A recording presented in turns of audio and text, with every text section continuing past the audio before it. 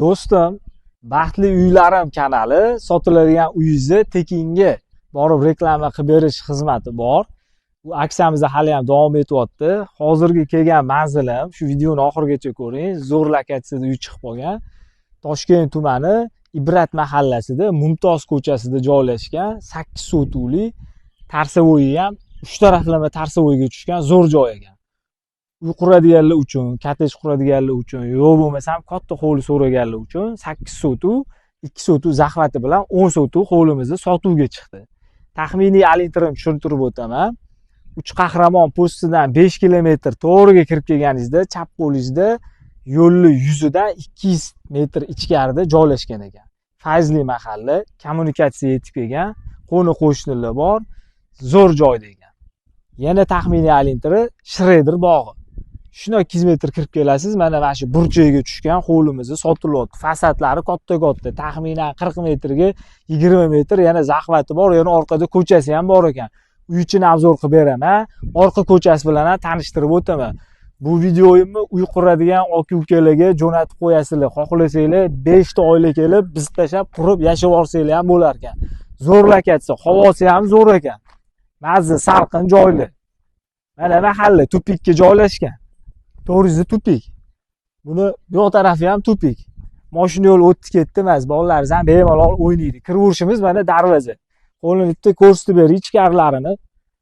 Salqingina qilib, daraxtlarga mehr berib qo'yibdi. Uy egalari mehnatga zo'r insonlar ekan, chunki uyga kirib kelganingizda o'zi bilinadi. Hammaga daraxtlar, kag o'rmonzormi bilmayman u. Yo'q daraxtni o'zi yo'q. Olma, o'ri, shoptoli 20 xil uzum bor ekan. Gullar ekib qo'yishdi. Uyimizning ichini bitta ko'rsatib beraman. Ko'rib baho berasizlar, narxini ham aytib o'taman hozir ichkarida. Keling.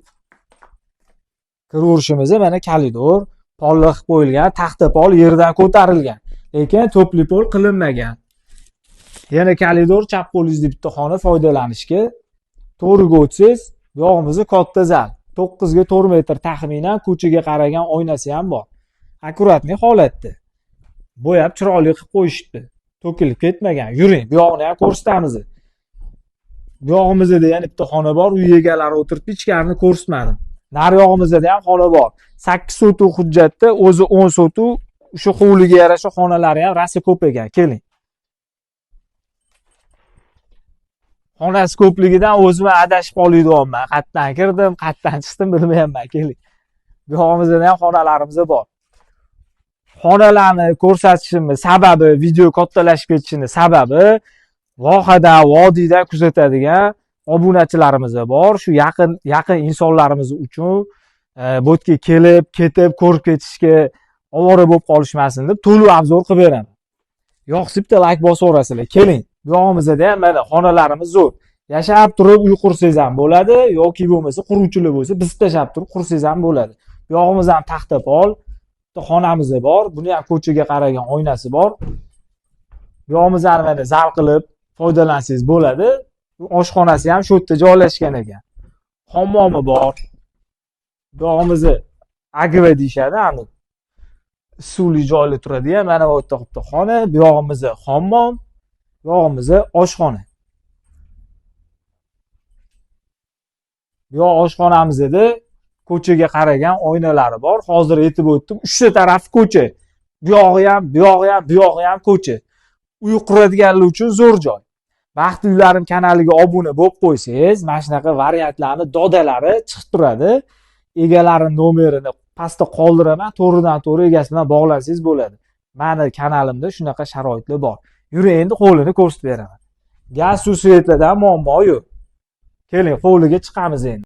Katta hovlini olib oldingiz. Maza qilib o'tiribsiz. Zo'rmi? Vashshi zo'r. Hovlini bitta ko'rsatib beraman. Yuring. Kalavatlar mana tapchallar qo'yib qo'yishibdi. Havosi zo'r ekan. Hovlimizni vashshi katta.